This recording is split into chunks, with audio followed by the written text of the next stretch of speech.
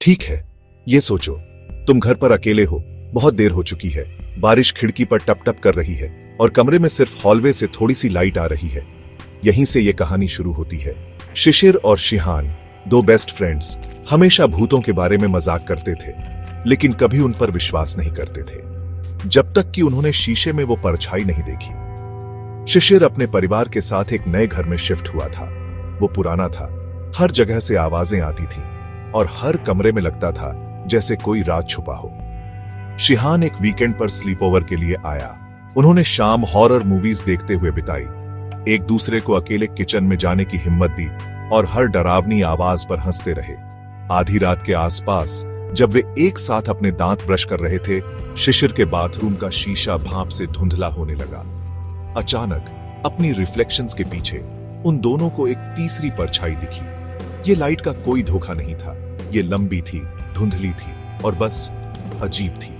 वे घूम गए, कुछ नहीं था, लेकिन जब उन्होंने वापस देखा तो परछाई अभी भी वहीं थी, शीशे में ठीक उनके पीछे खड़ी थी। शिहान को लगा कि ये कोई मजाक है। उसने अपने हाथ हिलाए और मजाक में कहा, अरे यहाँ कौन छुपा है? लेकिन परछाई हिली नहीं, वो झुकती हुई लगी, शिशिर की रिफ्लेक्शन के करीब। तभी शिशिर ने देखा, परछाई उनकी हरकतों की नकल नहीं कर रही थी, उसकी अपनी एक अलग पहचान थी। शिशिर का दम घुट गया। उसने फुसफुसाया, क्या तुम्हें वो दिख रहा है? शिहान ने बस सिर हिलाया।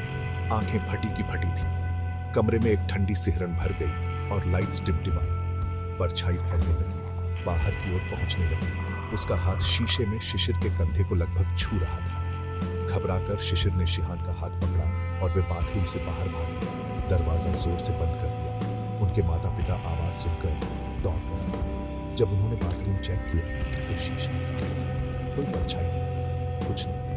आज तक शिशिर कसम खाता है कि वो परछाई हफ्तों तक उसके पीछे पड़ी रही। उसे वो मेरे कोने में दिखती थी, चम्मच की चमक, टीवी स्क्रीन की रिफ्लेक्शन और शिहान वो अब आता नहीं।